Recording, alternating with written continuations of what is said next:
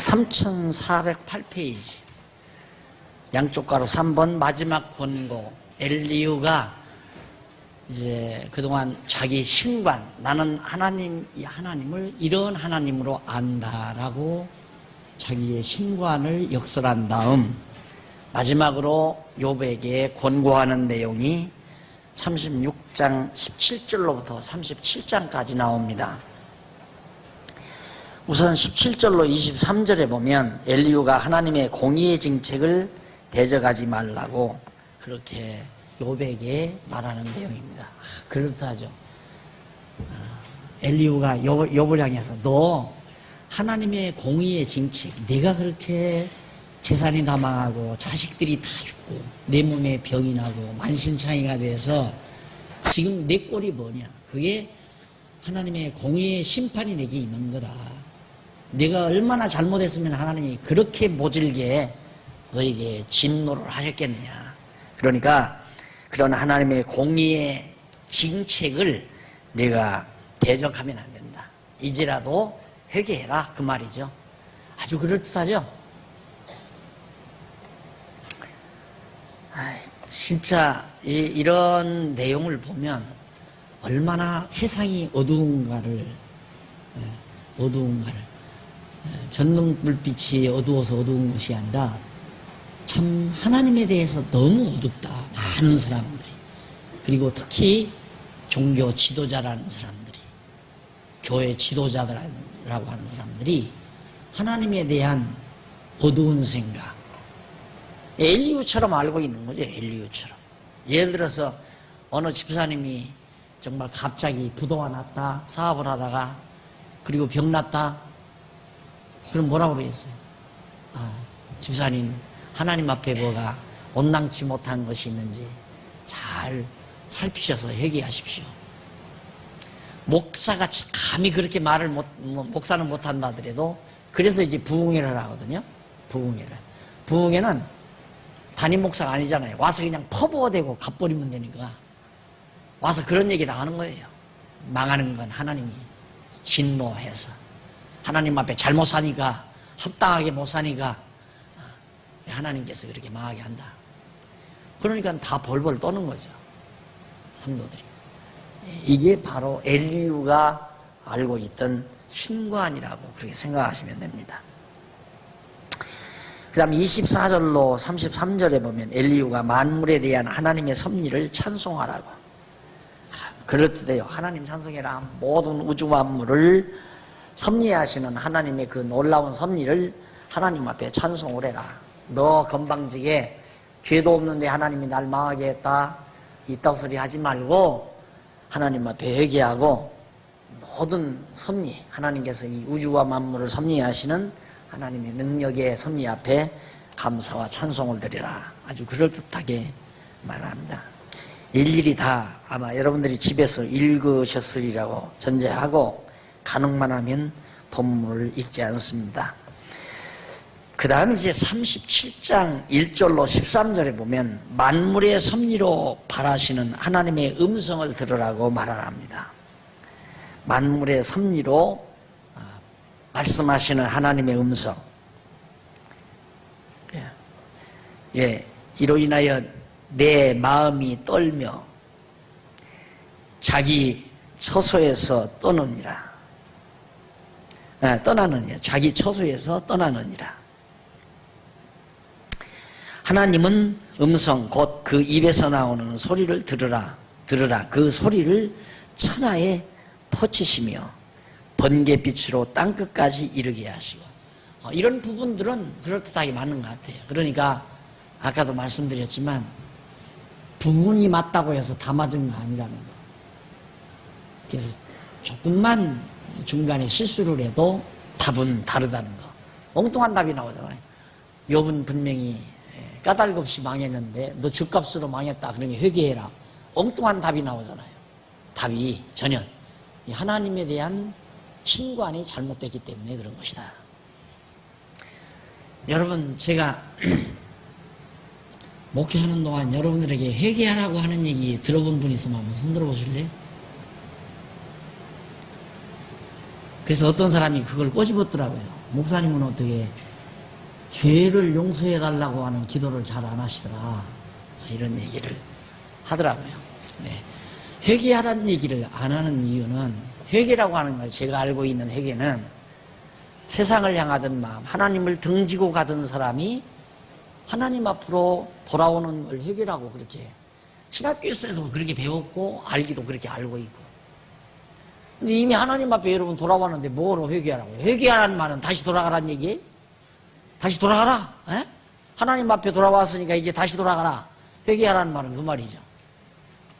그리고 죄 용서해 달라고 기도하는 거, 그건 제가 뭐 전혀 안 하는 건 아니죠. 안 하는 건 아닌데, 우리 늘 주기도문 할 때 우리가 우리에게 죄 지은 자를 용서해 준 것 같이 우리의 죄를 용서해 주옵시고, 주기도문에서 의미를 파악하고 진심으로 했으면 됐지. 그리고 이미 우리의 죄를 다 용서했다는 거 확실하게 믿고 있는데 마치 용서 안 해준 것처럼 자꾸만 용서해달라고. 그것도 짜증스러운 일이에요. 하나님은 우리 거 다 용서했는데 자꾸 용서해달라고 자꾸 그러면. 친구가 빚을 졌어요. 빚을 졌는데 친구가 너무 측은해서, 야, 나 안 받을게, 걱정하지 말고 이제부터 열심히 살아라 하고 나 탕감해 줬어요. 근데 만나기만 하면 친구한테 내 빚 좀 어떻게 탕감해 달라고 자꾸 그런다면 나중에는 신경질 날 거 아니에요. 친구도 다 탕감해 주는데 자꾸 와서 탕감해 달라고. 모르면 쓸데없는 기도를 많이 하게 되고, 또 이런 말하면, 여기 뭐 죄 용서해 달라는 얘기를 쓸데없는 기도라고 하더라, 박 목사는. 또 그러고 가서 또 하는 사람이 있을 거예요. 아직도 용서받은 게 믿어지지 않으면 용서해달라고 해야죠. 용서했다는 건 믿는 사람은 감사하다고 해야지. 안 그래요? 감사합니다. 더러고 추한 죄 다 덮어주시고 하나님의 자녀로 삼아주신 걸 감사합니다. 그래 놓고는 뒤에 와서 또 죄 용서해 주십시오 그러면 앞에서는 더러운 죄 다 덮어주시고 용서해 주시고 아들 삼아주신 걸 감사합니다 해놓고는 또 죄를 용서해 달라? 앞뒤가 기도가 안 맞잖아요. 모두가 다 신관에 대한 차이 때문에 그렇습니다. 하나님을 어떻게 아느냐에 대한 차이. 생각해보세요. 하나님께서 우리 잘못할 때마다 두들겨 팬다고 해보십시오. 자녀들 여러분 다 길러보셨으면 자녀들 잘못할 때마다 두들겨 팬다고 생각해보십시오. 만날 알밤 터져나오고 만날 절룩발이 되고 만날 피멍지고 다니고 잘못할 때마다 두들겨 패면, 하나님은 그렇게 잘못했다고 해서 패고 안 잘못했다고 해서 안 패고 그런 하나님 아니에요. 하나님은 정하신 뜻을 따라 다 때가 되면 하나님께서 고난도 주시고 형통함도 주시고 곤고한 날과 형통한 날을 딱 정해놓고 그렇게 인도해 가시는 하나님이죠. 여호와의 권능. 자, 이제 마지막 욥이, 죄송합니다.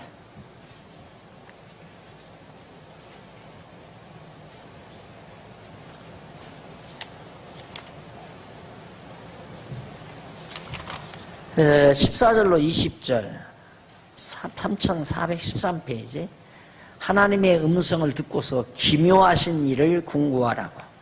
아주 하나님이 우주와 만물을 다 운행하시고 섭리하시는 그 기묘한 하나님의 하시는 일을 깊이 연구해 봐라 라는 얘기죠. 그래서 학문은 진짜 하나님을 알고 나면 학문이 진짜 재미있습니다. 그래서 우리 후배들 보면 그 할만한 때는 안 하다가도 말씀 깨닫고는 늦게야 무슨 놈이 뭐 대학원을 다닌다, 뭐 대학을 다닌다, 뭐 박사학위를 한다, 석사학위를 한다 해가지고 지금 석사학위 하는 사람도 있고 이제야 50이 넘어서 진즉이 좀 하지. 뒤늦게야 뭐 박사학위 받고 늦게야 공부한다고 늙어가지고 나이 들어가지고. 왜 그런가? 하나님 알고 나니까 학문이 재미가 있는 거예요. 학문하는 게. 그래가지고 박사가 많잖아요. 우리 말씀운동 산하에 목사님들 가운데도 많고. 목사님 아닌 분들도 전도사님들도 있고 그 늦게 머리가 트여가지고 공부를 하게 되죠. 여러분 자녀들 어려서 하나님 알게 되면 학문하는데도 아주 굉장히 유익하죠. 예, 여기도 보면 이게 자연과학에 대한 내용들인데 참 그럴듯한 말들이 많아요. 이 엘리후가 말한 마지막 14절로 20절. 그 다음 넘어갑니다. 이 38장부터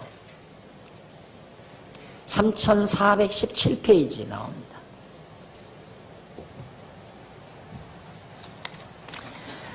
예, 여러분 이제 내가 단축하라고 해서 정리를 안 하고 그냥 넘어가는데 여기 3415페이지에 보면 천문단 줄바꾼데 나오죠? 한 줄 떼서 나오는데 여기서 지금까지 앞에서 살펴본 내용 중간에서 조금 내려와 보면 거기서 3417페이지 제3절 나오기까지 그러게 약 2페이지 정도 되는 겁니다. 2페이지 정도 되는 이 내용은 욥기서 앞에서 그러니까 2절이 어딥니까?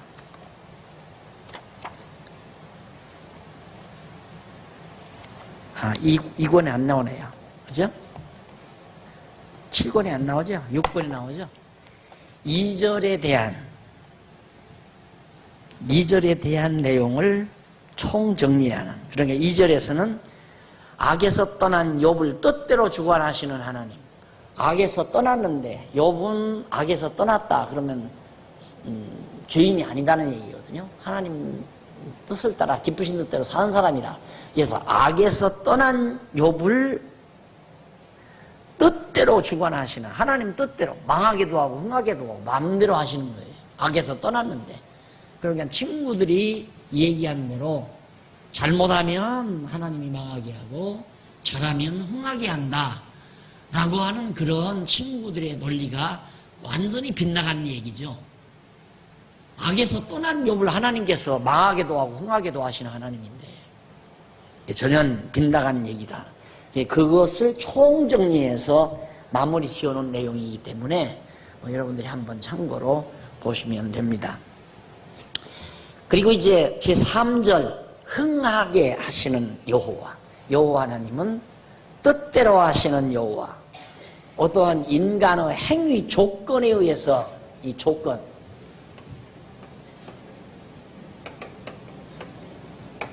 이 조건에 따라서 우리 인간이 악하면 벌, 선하면 상벌, 설악.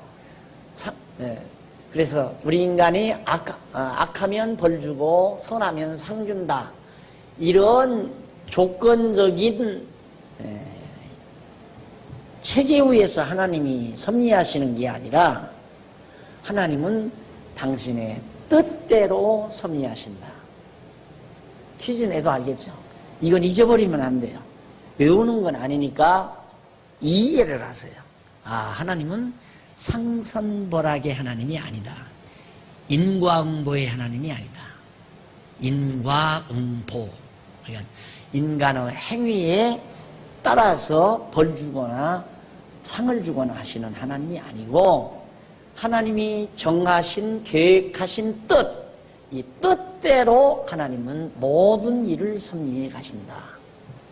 그러니까 지금 내가 지금 어려움에 처했다고 해서 죄값으로 지금 어려움에 처한 것도 아니고 내가 지금 형통한 가운데 처했다고 해서 죄가 없어서 형통한 가운데 처했다고 생각하면 절대 안 된다 이 말이에요.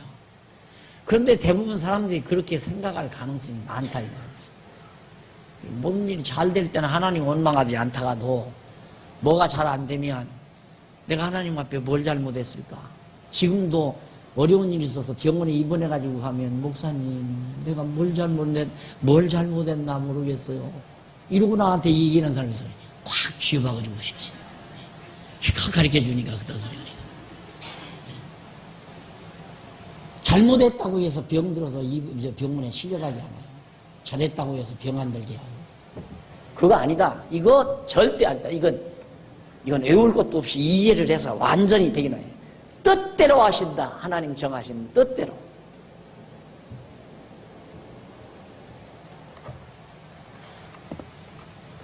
그럴 경우는 있어요.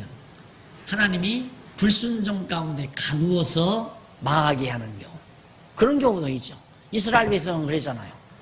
망하게 하는데 우상 섬기는 불순종 가운데 들어가게 해서 망하게 해요. 이제 바벨론에 망하게 해요. 그건 이미 모세 때 이미 당신이 정하신 뜻을 알려줬잖아요. 언약했다 이 말입니다. 그 언약대로 불순종 가운데 우상 섬기게 하시고 우상 섬김으로 망하게 하고. 그러니까 왜 그러는가? 우상을 섬기면 안 되는 것이구나라는 걸 깨닫고 여호와 하나님만 경외케 하려고. 그건 깨달아 알게 하려고 교육상 그렇게 하는 거예요. 교육상. 그러니까 내가 그걸 비유를 그렇게 드리죠. 아이에게 얘야 이건 불 여기다 이 불에다가 손대면 안 된다. 뜨겁다. 뜨거운 주전자가 뜨거운 주전자 물을 끓여가지고 뜨거운데 이것 만지면 안 돼. 이것 만지면 손 대. 그렇게 일러줘도 하다가도 만지잖아요. 애기가. 그러니까 그걸 다시는 안 만지게 하는 방법은 살짝 얼른 대보게 하는 거예요. 따끔하게. 그러고 나면 그 다음에는 여기다 한번 손 대라고 절대 안 됩니다.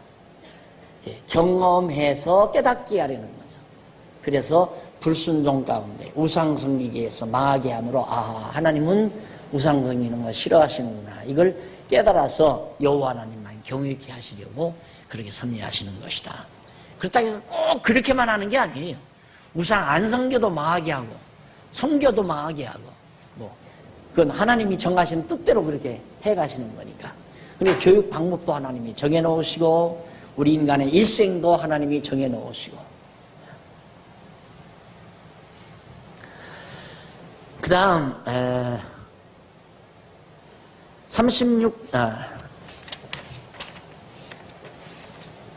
그래서 흥하게 하시는 하나님. 이것도 조건에 의해서 흥하는 게 아니에요. 조건 따라 흥하는 게 아니라 하나님이 흥하도록 정해놓으셨으니까. 그러니까 욥의 멸망은 오실 메시아의 죽음에 대한 모형이었다면 욥이 다시 흥하는 것은 예수 그리스도의 부활에 대한 모형이에요. 그래서 욥기서는 오실 예수 그리스도에 대한 언약의 말씀이다. 욥기가. 욥처럼 예수님이 오셔서 낮고 천한 인간 땅에 오셔서 십자가에 못 박혀 죽으시고 망하는 거죠.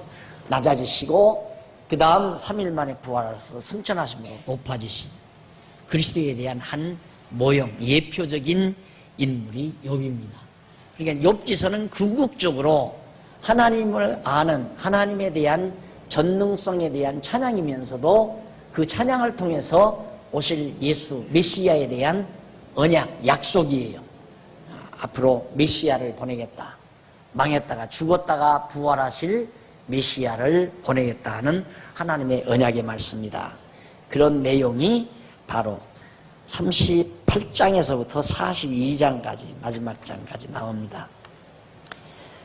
자, 그러면 그 내용 중에서 잠깐 얼개를 한번 보실까요? 대개 구조를 17페이지 밑에서 두 번째 줄 끝부분에 보면 그 내용 가운데 38장에서 41장까지 38장에서 41장은 여호와께서 천지 만물을 주관하시는 권능을 천지와 만물을 주관하시는 하나님의 권능을 가르쳐 줍니다.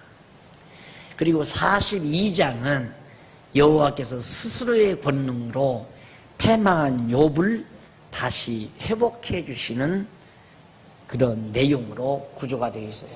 그러니까 이제 그동안 새 친구와의 변론 내용 그리고 마지막 엘리야와의 변론 내용이 끝난 다음 하나님이 마지막 나서서 이제 누구의 말이 옳았나 그걸 마지막 판결해 주러 나타나시는 거예요. 그 나타나시는 내용이 38장부터 이제 42장 마지막 장까지 나오는 거죠. 결국은 욥의 팔을 들어주죠.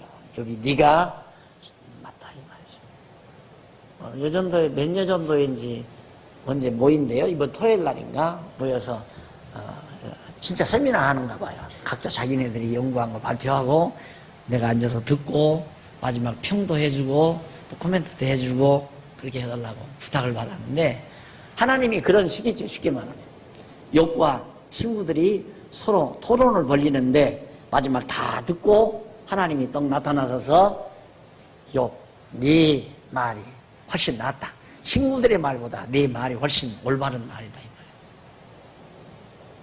참 재밌죠? 욥기. 알고 보면 참 재밌어요. 재밌는 애.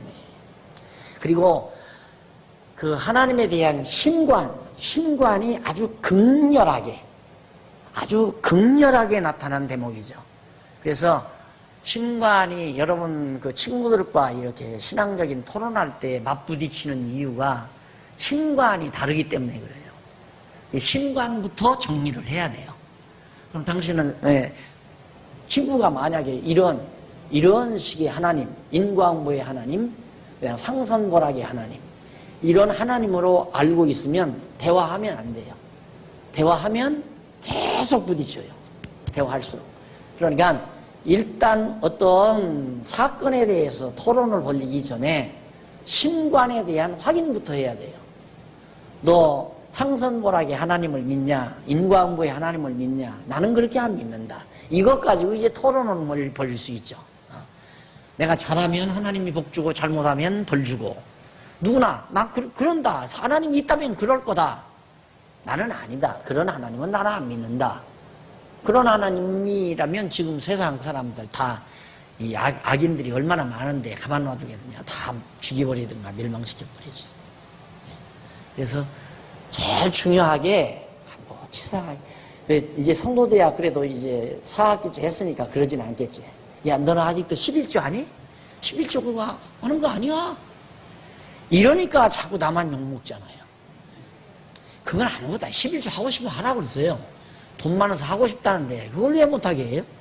그 내버려두고 하든가 말든가 내버려두고 적어도 여러분들이 이제 성도대학생이라면 재학생이고 졸업생이라면 친구들과 대화를 신앙적 토론하는 신관부터 건드려야 돼요. 여기서부터 설득이 되면 그 다음에는 술술술 풀려나요. 날 이단이라고 막 어떤 목사님 한 분이 훌륭한 목사님 한 분이 날 이제 심판하려고 왔잖아요. 가서 내가 책을 몇 가지 줬더니만 가서 읽더니만 2가지 문제 가지고 온다고 그러더라고요. 2가지 문제 가지고 온다고 뭐냐니까 죄의 기원 문제하고 자유의지 문제 가지고 온대요. 막 떠들어대요. 신학교에서 하는 얘기 다 해요. 그거야 다 신학교에서 배운 거 아니냐고 그러니까 그렇다고 해요. 딱 한마디 딱 물어줘. 자유의지 문제는 신학교에서 뭐라고 그러면 어항 얘기를 해요. 어항에다가 물을 떠다가 물고기를 집어넣으면 그 어항 안에서는 물고기가 제 맘대로 돌아다니듯이 우리 인간도 하나님께서 우리 인간이 자유의지의 영역이 있다는 거죠. 그 영역 안에서 인간이 자유롭게 움직인다 이거예요. 그렇기 때문에 우리 인간에게 자유의지가 있다 이런 식으로 얘기하거든요. 그냥 딱 다 듣고 얘기를 했어요. 그럼 그 하나만 물어봅시다. 뭐냐고 그래요. 하나님의 능력의 영역이 하나님의 능력이 어항 안에 미칩니까 안 미칩니까? 딱 그렇게 물었어요. 어항 안에는 하나님의 능력의 영역이 미칩니까 안 미칩니까? 그러니까 대답을 안 해요. 한동안 한참 대답을 안 하더니만 미치지요 그래요. 그럼 더 이상 얘기하지 맙시다. 얘기 안 하더라고요. 할 얘기가 없죠. 어항 안에도 하나님의 능력의 영역이 미친다면 물고기가 제 마음대로 돌아다니면 하나님께서 물고기로 하여금 숨쉬게 하고 움직이게 하고 하니까 지가 돌아다니는 거지. 그럼 거기 하나님의 영역이 안 미치는데 물고기가 살아서 움직여요? 우리 인간도 하나님의 능력이 아니면 살며 기동하며 움직일 수가 없는데 대화가 안 되는 거죠. 끝났어요. 죄의 기원 물어요. 죄의 기원에 대해서 뭐 또 얘기해요. 뭐 철학자들의 죄관, 실학자들의 죄관 쫙 나열을 해요. 그건 내가 죄와 율법과 그리고 은혜라는 책에 나오잖아요. 그 죄관. 각 철학자들의 죄관 뭐 이런 것들 다 이렇게 말하는데 다 엉터리다 이거야 그 말은. 그러면 내가 이 얘기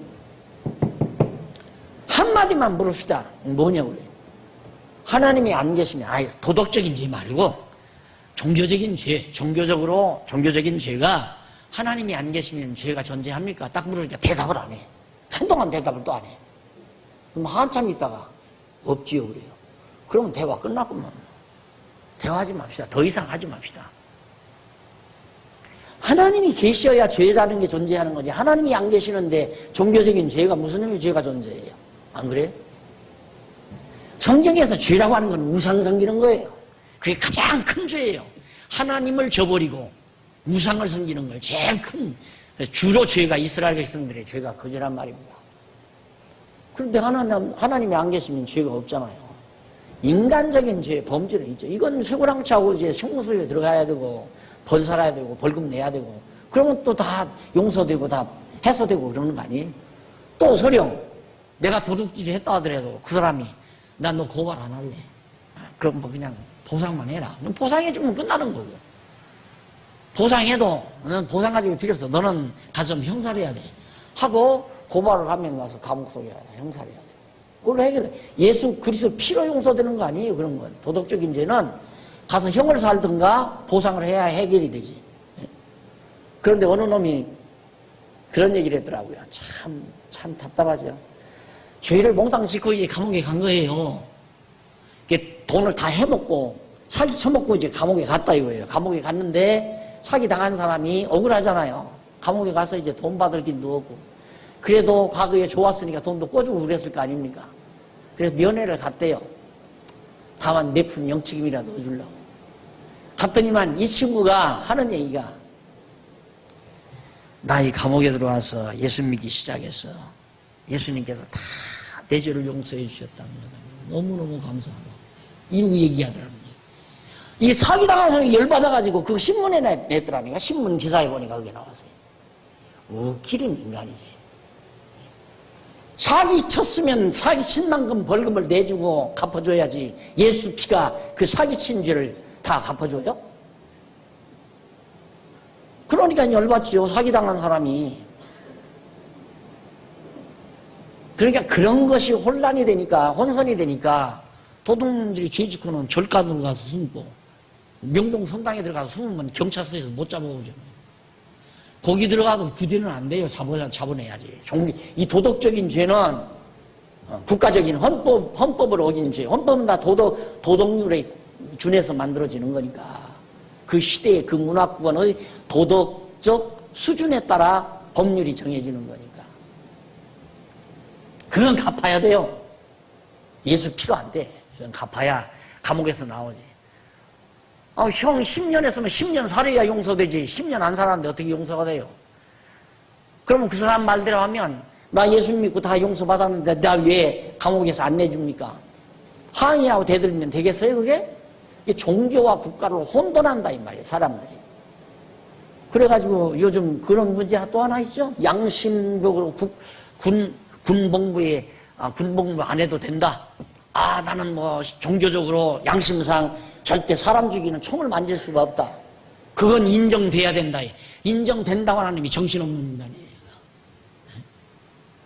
그건 종교지. 국가가 아니에요. 정치가 아니에요. 국가가 아니라 말입니다.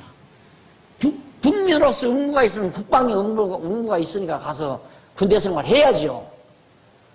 씨가 무슨 뭐 안식교를 다니든 무슨 교를 다니든 그거야 종교적인 거지. 종교적인 것과 국민 그러면 안 가려면 여기서 나가버리든가 어디로 이민을 가버리든가 가야지. 왜 대한민국 땅에 살면서 의무를 안 해? 해야지. 세금도 내야죠. 다. 그러니까 이런 데 대한 분명한 한계. 그러니까 그런 걸로 뭐 텔레비에 나와서 난리치면 아까 그랬죠. 참 가소롭다. 근데 나는 왜 안 부르는지 몰라. 나 좀 불러서. 대답이 없죠. 그렇게 해줘야 할 것도 같고, 안 해줘야, 양심법에 따라서 그렇게 해줘야 할 것도 같고, 안 해줘야 할 것도 같고, 그러니까 서로 맞서는 거예요. 국민이니까 군대 나가야 한다. 그럴 수가 없다. 종교 자유가 허락된 나라에서 종교적인 양심이 있는데, 그럴 수가 없다. 그러면 똑같이, 내가 세금 내는 것이 악인들이 다 쓰고 사는 거기 때문에 난 못 내겠다. 나는 하나님 앞에 연보 내지 국가에는 연보 못 내겠다 한다면 실학 양심의 자유에 의해서 세금 안 받고 연보만 내게 해야죠. 예수님이 뭐라고 그랬어요? 세금을 내야 합니까? 이거 지금 내라고 그러는데 내야 됩니까? 그러니까 돈 가져와 봐라. 가보자는데 이게 네 모습이냐? 그러니까 카이사의 모습입니다. 그래, 카이사 거 카이사에게 갖다 주어라. 국민은 국민의 업무 해야 하는 거예요. 공산주의 국가에 살면 공산주의 국가에 살아도 공산주의 국가의 명령에 따라서 살아야 되는 거예요. 그걸 종교와 혼돈하면 안 된다는 얘기죠. 그래서 여호와의, 내가 뭔 얘기하다가 거기까지 가서 또 참, 여호와의 권능 38장에서부터 41장까지 나오는데 38장 1절로부터 38절까지는 천지를 주관하는 권능을 얘기합니다. 하나님께서 하늘과 땅을 모두 다 주관한다. 그 가운데서 1절로 3절에 여호와께서 욥에게 변론을 책하며 뭐 그 어리석은 인간들하고 그렇게 변론하냐 이거예요. 말도 되지도 않는 인간들하고. 이번 때에 여호와께서 폭풍 가운데서 욥에게 말하여 가라사대 무지한 말로 이치를 어둡게 하는 자가 누구냐? 너는 대장부처럼 허리를 묶고 내가 네게 묻는 것을 대답할지니라. 너한테 이치를 어둡게 하는 자, 이치 어둡게 하는 이 친구들이 전부 이치를 어둡게 하는 놈들 아니에요. 하나님을 올바로 깨닫고 하나님을 경외하는 욥을 갖다가 자꾸 어둡게 만드니까 어느 놈들이 그랬느냐? 너는 대장부처럼 단단히 서서 내가 묻는 대로 너 대답해봐라. 4절로 7절. 땅의 기초를 누가 어떻게 놓았는지 아느냐라고 묻습니다. 땅의 기초, 이 땅덩어리, 이 지구 땅덩어리의 기초를 누가 어떻게 놓았는지 너 아느냐? 하나님 당신이 놓았다 이 말이죠. 8절로 11절. 바닷물을 문으로 막아 넘지 못하게 하셨다고 가르치신 하나님. 요즘 지금 자연보호자들 또 지구과학자들이 걱정이 지금 땅꺼집니다. 북극에 얼음이 막 녹아내려서 해양의 수위가 높아진다고. 지금 몇 년 사이에 일본도 그러다니 수위가 뭐 1cm가 높아졌다나. 그런 계산 템포로 보면 뭐 몇 년도에 가면 일본이 땅으로, 일본도 들어가면 우리나라도 저 인천 쪽에서 이사 나와요. 맞아. 인천 쪽 같은 데는 벌써 많이 묻히죠. 그래서 우리는 조금 높은 데다 예배당 짓지 않았어요. 그런데 여기 보면 하나님이 그래요. 바닷물을 문을 막아서 막았대요. 그래서 땅으로 넘치지 못하게 했다. 이 땅으로 못 넘치게. 참 신기하죠? 나는 지구과학이나 자연과학에 대해서 깊은 조예는 없지만은 그냥 초등학교 수준이에요. 초등학교 수준, 중고등학교 수준. 지구가 이렇게 계란처럼 생겼다고 그러죠? 계란처럼. 그래서 이렇게 해서 이제 아프리카 나오고 이렇게 해서 아시아 나오고 이렇게 이제 대한민국 이렇게 나오고 그러는데 이게 이제 이렇게 돌아가요. 이렇게 해서 빙 돈단 말입니다. 그러니까 이쪽으로 나간다 지금.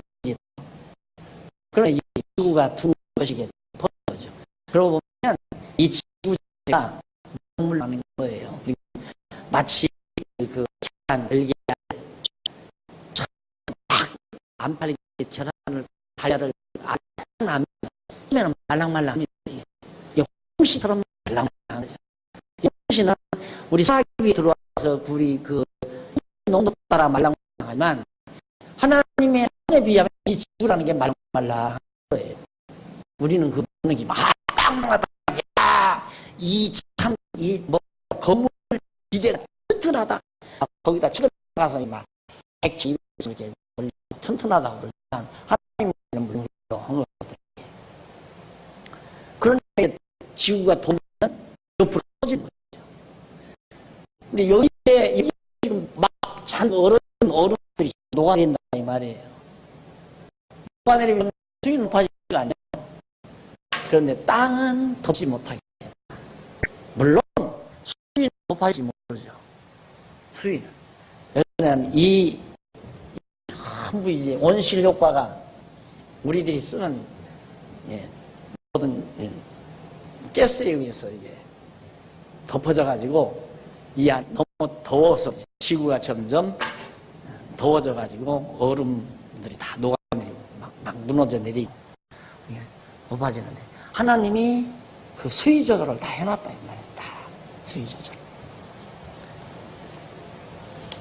그리고 12절로 15절 요백에 아침빛을 비추기 위한 일이 있었느냐고 질문을 합니다. 아침빛을 비추기 위한 일이 있느냐? 네가 나던 날부터 아침빛을 명하였었느냐? 네가 아침에 태양 떠오르게 나던 날부터 네가 그렇게 했느냐? 여기 네가 한 게 아니야. 다 내가 다 한 거다. 그 다음 16절로 18절 바다의 깊이와 땅의 넓이를 측량했었느냐? 너 아무것도 모르지 않았냐? 바다의 깊이, 바다를 얼마나. 그러니까 원래 이게 이제 딱 이렇게 돼 있었지만은 평평하게 돼 있었던 걸 땅이 솟아오르잖아요. 땅이 솟아오르는 만큼 땅 속으로 깊이가 생기는 거죠. 이 깊어진 곳은 바다가 되고 높아진 곳은 육지가 되고. 그래서 처음 창조할 때 하는 게 물 다 드러나. 이 물이 드러나니까 바다와 육지가 갈라지는 거예요. 드러난 곳은 육지가 되고 갈라져서 이제 깊이 파여진 곳은 바다가 되고. 지금 지질학자들이 그걸 입증을 하잖아요.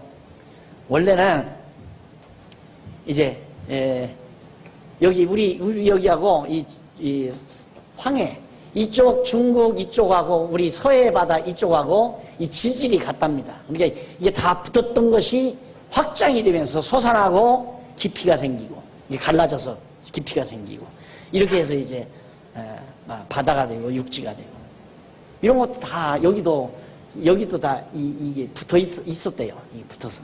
그리고 여기 보면 이게 이제 여기가 이게 이렇게 되잖아요. 이게 아프리카, 아메리카하고 여기 아프리카 이렇게 툭 나온 데하고 이거하고 마저 떨어진대요. 딱 여기 지지라고 여기 지지라고 같다는 얘기죠. 그렇게 이렇게 딱 뭉쳐졌던 것을 하나님께서 이거 부풀리는 건 간단해요. 압축만 약해지면 이게 부풀려지는 거거든요. 압축이 강해지면 이게 적어지는 거고. 그러니까 하나님께서 압축을 조금 늘려놓으니까 늘어나면서 바닷물은 깊어지고 육지가 솟아나버리고. 창조 때의 모습이 그대로 상상될 만큼 지구가 그렇게 되어 있다는 거. 네가 언제 그랬느냐, 욥이. 너 그런 거 모르지 않느냐. 내가 다 그렇게 한 거다. 이 하나님의 능력을 지금 다 욥에게 하나하나 가르쳐 줍니다. 너 그거 측량해 본 적 있느냐? 넓이를 측량해 봤느냐? 그 다음 광명이나 흑암의 초소로 인도할 수 있느냐? 너 깜깜한 곳의 초소는 어디고 광명의 초소는 어딘지 너 그거 아느냐? 너 그것도 모르지 않느냐 이거죠. 그러니까 욥이 훨씬 낫기는 낫지만 너도 모자란다. 그런데 네 친구들은 더더욱 그건 상대가 아니다. 너를 도리어 상당히 정말 지혜로운 너를 네 지혜를 어둡게 하는 자들이었다. 근데 너 그러면 네가 꽤 안다고 그러는데 이것도 아느냐 저것도 아느냐라고 다 욥에게 물어보는 거예요.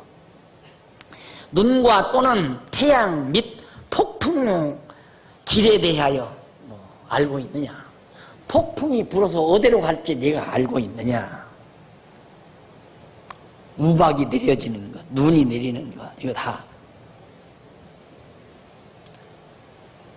그 다음 25절로 30절 욥에게 폭우와 우리와 번개의 길을 아느냐?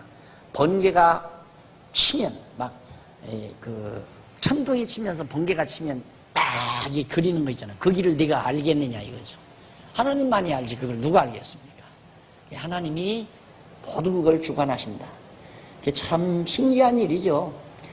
우리가 이렇게 보면 산에 누가 걸음 주고 다니는 사람 하나도 없잖아요. 금방 박토입니다. 전부 시뻘건. 곡식 심으면 전혀 되지도 않을 박토 같은데 나무들이 일단 쓰면 무성하게 자라잖아요. 그게 어떻게 그렇게 자라나. 나 과거에는 신기하게 생각했거든요. 저 누가 걸음 주는 것도 없고. 과거에 그 60년대에 그 산림 조성할 때에는 나무를 심고 거름을 다 주었어요. 어렸을 때 쫙 뭐 아카시아 나무 같은 거 심고 느티나무, 니기다손 같은 거 심고 이렇게 거름을 조금씩 줬어요. 다른 나무는 거름 안 주는데도 잘 자란다 이 말이에요. 그런데 놀랍게도 여름에 막 천둥을 꽝 치잖아요. 치면서 그 막 번개불이 확 지나가죠. 그럴 때 엄청난 질소가 생산이 된대요. 그래서 그런 천둥 번개를 맞으며 쏟아지는 비 속에는 그냥 지하수 퍼서 주는 거하고는 비교가 안 되도록 거름기가 많답니다. 그러니까 천둥 번개가 칠 때에는 농사가 풍년이 든다고 그러잖아요. 그때 칠 때 이제 막 모든 병균 같은 것도, 병충해 같은 것도 많이 떨어져 버려요. 그래서 천둥 번개가 하나님께서 모든 산천초목을 무성하게 자라게 하시는 하나님의 신비로운 조화라는 것도 다시 한번 깨닫게 되죠. 그런 것을 이제 예를 들면 욥에게 하나하나 다 말하는 겁니다. 31절로 33절 욥에게 하늘의 별들을 주관할 수 있겠느냐. 너 하늘에 엄청난, 지금은 하늘이 우리 도시에서는 많이 못 보죠. 별들. 우리 제주도만 가서 봐도 밤하늘 보면 막 그냥 쫙 늘어져 있잖아요. 막 반짝반짝반짝반짝. 그렇게 많은 별들을 네가 다 주관할 수 있겠느냐. 참 주관한다는 게 힘들죠. 이게 이렇게 막 서로 엇갈려서 이 태양계와 이 수도 없는 태양계와 같은 이런 것들이 막 맞물려서 막 돌아가는데 부딪히면 끝나는 거거든요. 별과 별 사이 부딪히면 엄청난 우주의 재앙이 일어나잖아요. 그런데 그게 하나도 부딪히지 않고 수없는 엄청난 별들이 질서정연하게 공전과 자전을 하면서 우주 공간에서 운행된다는 거. 네가 그거 다 할 수 있느냐 이거예요. 너는 못하지 않느냐. 내가 그렇게 능력자다 하는 걸 욥에게 가르쳐주고 있습니다. 그리고 34절로 38절 욥에게 구름과 번개를 내가 주장할 수 있느냐 아까 말했죠. 구름 이걸 마음대로 한다면 진짜 끝내주죠. 이번에 아프리카 가보니까 지평선이라는 거 진짜 끝도 없는 지평선이에요. 끝이 없어요. 그냥 바다가 쫙 펼쳐졌는데 거기에 진짜 하나님께서 구름을 만드시고 번개를 쳐서 비가 내리기만 하면 흙도 그렇게 좋아요. 끝내주는 낙토. 그런데 거기에 비가 안 오고 구름이 끼어도 비구름이 아닌 거. 그러니까 메마르니까 나무들이 못 살고. 그러니까 메마른 땅에서만 살 수 있는 나무니까 막 이 가시나무 같은 거. 그러니까 조각목이죠. 아래 왜 우리 전시실에 조각목 요만한 거 갖다 놓잖아요. 다닥다닥 가시 붙어가지고 막 옹졸옹졸하게 생긴 거. 늘품 있게 생기지 않아. 그런 나무들만 질비해서 쓸모도 없고요. 땔감으로밖에는 쓸모가 없는 그런 나무들만 살아남고 나머지는 다 죽어가고요. 그런데 그렇게 우주 공간만을 우주 모든 만상만을 주관하는 게 아니라 38장 39절로 39장까지 보면 동물을 주관해요. 동물들도 다 주관한다. 누가 암사자와 까마귀에게 식물을 주느냐고 질문합니다. 암사자, 사자들이 먹어야 새끼를 낳잖아요. 암사자가 먹을 식물, 까마귀들이 먹을 식물 누가 주느냐? 하나님이 주신다 이거죠. 내가 다 먹여 살린다. 산의 염소와 암사자가 새끼 치는 것을 아느냐? 산 염소. 요즘 우리 우리나라에도 무슨 염소, 들염소인가요? 그거 다 사라졌다고 막 그걸 일부러 또 번식을 시켜가지고 자연으로 돌려보내고 그러는데 하나님께서 걷어가시면 다 죽죠. 근데 이 산염소, 암사자 같은 새끼 치는 것을 네가 어떻게 그들이 새끼를 치는지 너 아느냐? 하나님께서 다 주관하시고 다스리신다. 들나귀와 들소를 누가 주관하느냐? 5절로부터 12절, 39장. 들나귀와 들소, 동물세계죠. 그 다음 13절로부터 18절. 타조의 생태를 물으시고 그에 대해서 가르치시라. 그대로 한번 볼까요? 타조는 즐거이 그 날개를 친다마는 그것과 털이 인자를 베푸느니라. 그것이 알을 땅에 버려두고 모래에서 더워지게 하고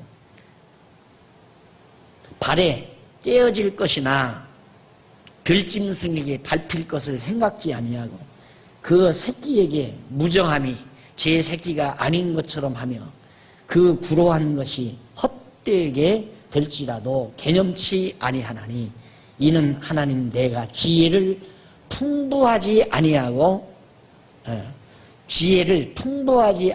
총병을 주지 아니함이니라. 그러나 그 몸을 떨치어 뛰어갈 때에는 말과 그 탄자를 경히 여기느니라. 타조의 생태. 다른 모든 생물들은 대부분이 다 제 새끼. 닭도 그러잖아요. 암탉도 병아리를 깨면 얼마나 보호하는지 모릅니다. 위에 솔개가 딱 뜨면 꼭꼭꼭 해가지고 막 병아리들을 자기 품에 딱 안고 있잖아요. 그랬다가 만약에 솔개가 달게 되면 막 어미닭이 자기도 채갈 줄 모르고 막 달게 됩니다. 그렇게 새끼를 보호하는데 타조에게는 하나님이 그 마음을 안 줬다 이거예요. 안 줘가지고 타조가 어떻게 했냐, 제가 알을 품어서 깨는 게 아니라 짐승들이 지나가다가 발벼 다 깨질 것도 모르고 알라서 그냥 모래에다 묻어놓고 간다 이거예요.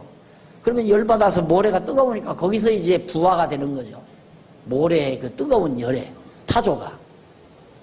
그거 왜 그러는지 아냐, 내가 지혜도 안 주고 그럴 것을 타조에게 주지 않았기 때문에. 그러나 타조가 한번 뛰기 시작하면 얼마나 빨리 뛰는 줄 아냐, 그건 내가 준 거다 이거예요. 하나님이 이렇게 치밀하게 모든 만사를 하나님이 일일이 주관하고 다스리는 거야. 그러니까 아이들 공부 잘하고 못하는 것도 다 하나님이 지혜 주고 안 주고 그거예요. 그러니까 너 왜 그렇게 공부 못하느냐, 그 말은 하나님 모르고 하는 얘기예요. 너는 너대로 참 잘났다, 참 똑똑하다, 너는 너대로 참 똑똑하다 이렇게 해야지. 예? 너는 아무개보다 왜 그렇게 못하냐, 아이 그렇게 못생겼냐, 너 왜 그렇게 아무개는 공부 잘한다는데 너는 왜 그러냐. 이건 하나님을 모독하는, 하나님이 각자에게 처지 따라 형편 따라 일일이 쓰기에 적당하게 하나님이 그렇게 역사하신 거니까 범사에 인정하고 살아야죠. 그게 타조의 생태. 그 다음 욥에게 강한 말의 생태를 누가 주장하느냐. 말이 얼마나 아주 그냥 강합니까. 그것도 하나님이 그는 생태를 가지도록 했다. 그런데 일반 과학에서는, 생물학 같은 데서는 진화론 얘기하잖아요. 스스로 그렇게 진화를 했다. 자꾸 다리를 쓰다 보니까 그 다리를 많이 쓰면 다리가 발달한다. 이게 타조도 그렇다는 얘기겠죠, 만약에. 그러면 타조가 어떻게 그렇게 같은 새 종류인데 빨리 걸어가는 건 빠른데 어떻게 그렇게 알은 낳아서 모래에다 묻어서 부화를 합니까? 대부분의 모든 새들은 다 자기 품에 품고 부화를 하는데, 진화를 한다면 비슷하게 같이 진화를 해야 할 거 아니에요. 각각 종류 따라 하나님께서 적당하게 지었다는 것을 말해주고 있죠. 26절로 30절 욥에게 독수리의 생태는 누가 주장하느냐. 독수리 무섭죠? 하늘의 왕이라고 합니다. 공중의 왕. 그 다음 40장에서 41장까지는 하마하고 악어에 대해서 그렇게 길게 설명을 합니다. 하마, 바다의 왕이라고 하죠. 악어도 그렇고. 하마, 큰 하마, 덥석덥석 물고기 다 잡아먹고 짐승 잡아먹고 그러잖아요. 자, 욥이 하나님께서 명하신 질문의 대답을 아주 겸손히 사양을 합니다. 여호와께서 또 욥에게 말하여 가라사대 2절 변박하는 자가 전능자와 다투겠느냐. 하나님과 변론하는 자는 대답할지니라. 욥이 여호와께 대답하여 가로되 나는 미쳐나오니 무엇이라 주께 대답하리이까. 손으로 내 입을 가릴 뿐이로소이다. 내가 한두 번 말하였사온즉 다시는 더하지도 아니하고 대답지도 아니하겠나이다. 맞아요. 상대적인 너와 나 사이는 얼마든지 변론이 가능해요. 바울이 그랬죠. 네가 네기에 하나님을 힐문하는가. 이런 관계에서 하나님과 인간관계 어디 있어요? 절대관계. 쉬웠나요? 하나님과 인간관계에서는 이 절대관계이기 때문에 감히 하나님하고 인간하고 하나님 왜 그렇게 하셨어요? 제 생각에는 이거 옳은 것 같은데 이거 안 통한다. 하나님 앞에는 무조건 예스. 긍정할 수밖에 없는 하나님 당신 뜻대로 모든 걸 주관하시고 정하시고 섭리하시는데 그걸 하나님 왜 그래서? 하나님 왜 그렇게 했어요? 내 마음대로 했다. 나 좋은 대로 했다. 그게 성경에 누누이 나오잖아요. 예? 그 청지기 비유에서도 나오고 그 일 농장 일 시키는 데서도 아침 일찍 일꾼 얻어서 와서 한 달란트 주고 일하라고 했는데 아침 일찍부터 일을 했어요. 점심 때 또 들어가서 일을 했어요. 새 때 들어가고 다 저녁 때 일 끝날 무렵에 또 누구 하나 들어왔어요. 그런데 주인이 또 마지막에 불러다가 다 똑같이 일찍 온 사람이나 늦게 온 사람이나 제일 나중에 온 사람이나 한 달란트씩 다 줘요. 그러니까 제일 먼저 온 사람이 약이 오르죠. 어떤 사람은 죽도록 온종일 일했는데도 한 달란트 주고 어떤 사람은 다 저녁 때 왔는데 한 달란트 주니까 주인이요 왜 그럽니까? 그러니까 너는 네 거나 가지고 가라. 내 것 가지고 내 마음대로 하는데 내가 왜 간섭이냐 이거예요. 그게 하나님이에요. 내 마음대로 한다 이거예요. 하나님은. 그런데 자꾸 하나님을 자기 마음에 맞추려고 하니까 안 맞죠. 그게. 내 일식은 그런 거 아닌데요. 내가 죄 안 졌는데 왜 망하게 해요? 욥이 되들 수 있잖아요. 내가 무슨 죄가 있어서 아들 다 데려갔습니까? 내가 무슨 죄가 있어서 도대체 내 재산 다 끌어갔습니까? 얼마든지 할 말 되지요. 인간적으로 보면. 그러나 하나님 앞에는 내가 한두 마디는 했는데 절대 이제는 안 하겠습니다. 하나님 앞에 절대 반항도 안 하고 변론도 안 하겠습니다. 상대가 안 되죠. 하나님과의 변론 상대가 아니에요. 우리가 그렇게 하나님을 알고 살아야 됩니다. 그래야 하나님을 오해 안 해요. 오늘이라도 하나님께서 나를 어려운 곤경에 빠져도 할 말이 없죠. 할 말이 있으면 벌써 하나님을 잘 모르는 사람이에요. 그러니까 하나님께서 여호와께서 욥에게 거듭 질문을 해요. 그러면서 대답하라고 촉구를 합니다. 6절로 9절. 여호와께서 폭풍 가운데서 욥에게 말하여 가라사대 너는 대장부처럼 허리를 묶고 내가 네게 묻는 것을 대답할지니라. 네가 내 심판을 패하려느냐? 스스로 의롭다 하려 하여 나를 불의하다 하느냐? 네가 하나님처럼 팔이 있느냐? 네 하나님처럼 우렁차게 울리는 소리를 내겠느냐? 막 계속해서 욥에게 질문이 됩니다. 네가 하나님처럼 울어서 네가 내 심판을 하나님이 그렇게 심판하시는 것을 네가 하겠느냐? 내 심판을 이렇게 다 무너뜨리려느냐? 스스로 의롭다 하려 하여 나를 불의하다 하겠느냐? 너를 의롭다고 하나님을 불의한 자로 만들겠느냐? 그럴 수는 없잖아요. 다만 욥이 내가 죄가 없다고 하는 것은 하나님이 불의하다는 걸 말하기 위해서 그런 거 아니거든요. 근데 엘리바스는 친구들은 그걸 이제 전제한 거예요. 네가 의로운데 하나님이 망하게 했다면 하나님이 불의한 자 아니냐? 이제 그러고 친구들은 얘기했는데 하나님이 그 말입니다. 너 의롭다 하기 위해서 날 불의한 자로 만들 수는 없지 않느냐 이거죠. 그건 욥이 인정하는 거 아니에요. 이제 그걸 하나하나 욥에게 질문하면서 대답해봐라. 할 말이 없습니다. 어르신 말씀입니다. 그 말이죠. 그 다음 10절로 14절 여호와께서 욥의 능으로 교만한 자를 낮춰보라고 그렇게 명령합니다. 하나님께서 욥의 능으로 교만한 자를 낮춰보라고. 너는 위엄과 존귀로 스스로 꾸미며 영광과 화미를 스스로 입을지니라. 너의 넘치는 노를 쏟아서 교만한 자를 발견하여 낱낱이 낮추되 곧 모든 교만한 자를 발견하여 낮추며 의인을 그 처소에서 밟아서 그들을 함께 진토에 묻고 그 얼굴을 싸서 어두컴컴한 곳에 둘지니라. 그리하면 내 오른손이 너를 구원할 수 있다고 내가 인정하리라. 너는 내가 교만한 자를 다 낮출 수 있느냐? 너는 교만한 자를 낮출 수 없고 욥이 어떻게 교만한 자를 낮춥니까? 하나님이 다 교만한 자를 낮추는 거죠. 그러니까 그 친구들이 얼마나 욥을 괴롭혔어요. 근데 그 사람들에게 욥이 벌을 줄 수가 없잖아요. 보복할 수도 없고. 지금 그런 얘기죠. 그러면서 15절로 24절 여호와께서 지으신 하마를 잡을 수 있느냐 질문합니다. 내가 하마를 지어놨는데 너 하마를 네가 잡아낼 수 있느냐? 어떻게 잡아요? 하마 잡다가 자기가 잡혀 죽으려고. 그 다음 41장 1절로 11절 욥에게 악어를 마음대로 주관할 수 있느냐고 물었어요. 악어를 네 마음대로 주관할 수 있느냐? 악어가 얼마나 무섭습니까? 인간을 통째로 막 큰 악어 같은 인간을 통째로 생기고요. 12절로 34절 여호와께서 악어의 지체와 힘과 구조에 대해서 쭉 말씀합니다. 악어가 어떤 생리를 가지고 있고 어떤 구조를 가지고 있는가를 전부 말하면서 이게 다 하나님께서 그렇게 만드셨다라고 말하고 있죠. 자, 이렇게 해서 하나님께서 여호와의 능력을 욥에게 다 가르쳐 주었습니다. 그렇게 가르쳐 주고 나서 마지막 42장에서는 여호와의 회복, 여호와께서 욥을 다시 회복해 주시는 내용이 42장에 소개됩니다.